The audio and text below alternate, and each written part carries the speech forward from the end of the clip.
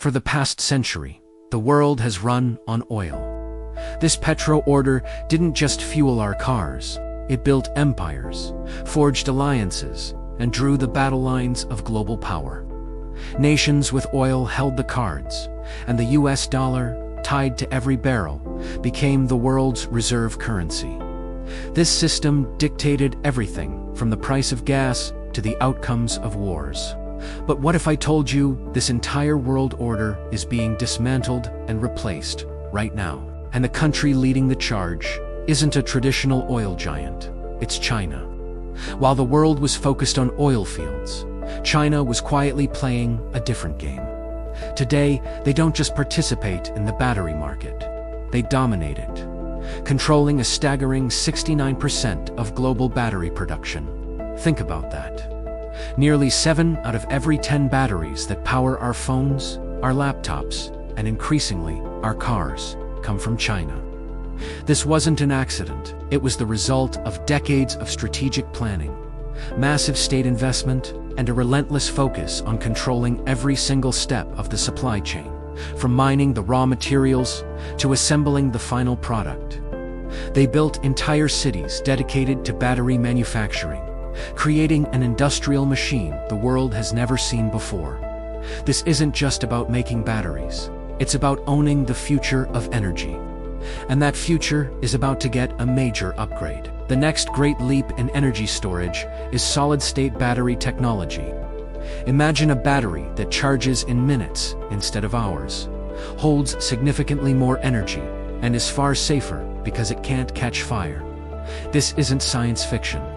It's the breakthrough that everyone, from electric car makers to smartphone companies, has been waiting for. Unlike today's lithium-ion batteries, which use a liquid electrolyte, solid-state batteries use a solid material, making them more stable, compact, and powerful. And guess who is at the forefront of this revolution?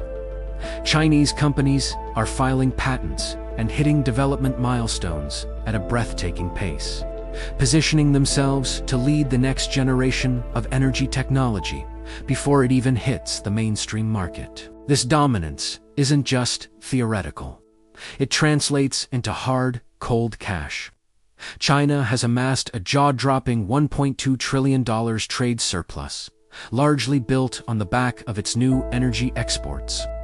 We're talking about solar panels, wind turbines, and of course, electric vehicles and their batteries. This isn't just a surplus. It's a massive transfer of wealth and economic power on a global scale. While other countries are buying these technologies, China is selling them, reaping the profits and solidifying its position as the world's factory for the green transition. This economic leverage gives them incredible influence, reshaping trade relationships and challenging the economic order that has been in place for decades. Now, you might be thinking, what about tariffs? The US has tried to counter this dominance with heavy trade barriers, but global trade is like water. It always finds a path. We're seeing a fascinating strategy unfold where Chinese companies are bypassing US tariffs by setting up shop in Mexico. Components are shipped to Mexico, assembled into final products just south of the border, and then imported into the US under different trade agreements, effectively sidestepping the tariffs. It's a clever logistical and economic maneuver that highlights the difficulty of containing China's manufacturing might through policy alone. This Mexico to US pipeline is becoming a crucial artery in the new global energy trade, and it's redrawing the economic map of North America. This shift isn't just about economics, it's about alliances. The old petro-alliances are weakening, and new ones are forming. Take a look at the BRICS, nations Brazil, Russia, India, China, and South Africa. They are increasingly trading with each other in their own currencies, creating a parallel financial system that challenges the dominance of the US dollar. Brazil, a resource-rich nation, is pivoting its economy to align with this new energy order. It's supplying the raw materials China needs, and, in return, receiving investment and technology. This isn't just a trade partnership. It's a strategic alignment. a clear sign that countries are choosing sides in this new global landscape, moving away from the old Western-led order and toward a multipolar world centered on new energy. But this new energy revolution has a bottleneck: resources. The world is facing a critical shortage of the minerals essential for this transition. We're talking about copper, which is needed for literally everything, electrical, and lithium, the so-called white gold at the heart of every battery. The demand is skyrocketing, but the supply is struggling to keep up. This scarcity is creating intense competition and new geopolitical flashpoints. Countries are scrambling to secure their own supplies, leading to a global treasure hunt for these strategic minerals. The competition for lithium and copper today is becoming what the competition for oil was in the 20th century, a primary driver of international tension and conflict. In response to this scarcity, the idea of strategic mineral sovereignty has become a top priority for nations around the world. It's no longer enough to simply buy minerals on the open market. Countries are now racing to control the entire supply chain, from the mine to the factory. This means investing in domestic mining, building processing facilities, and forming alliances with resource-rich nations to secure long-term, stable supplies. The goal is energy independence, but in the 21st century version, it's not about oil wells. It's about having sovereign control over the elements that power the future.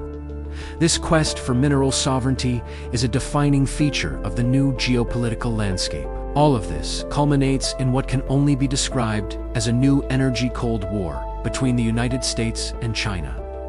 This isn't a conflict fought with armies, but with technology, supply chains, and economic policy. On one side, you have the US and its allies trying to build a resilient, independent supply chain and catch up in the technological race. On the other side, you have China, leveraging its current manufacturing dominance and pushing ahead with next-generation technologies like solid-state batteries.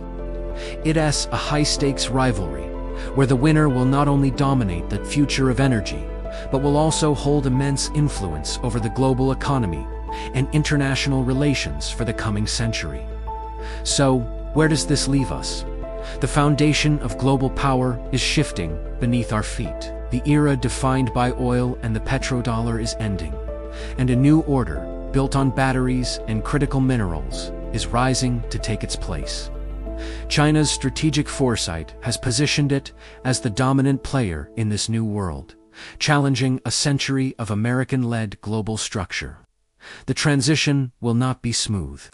It will be defined by resource competition, shifting alliances, and an intense technological race. The world we are entering will look vastly different from the one we grew up in. The future of global power is being rewritten, one battery at a time. Thanks for watching, and if you found this insightful, make sure to subscribe for more deep dives into the forces shaping our world.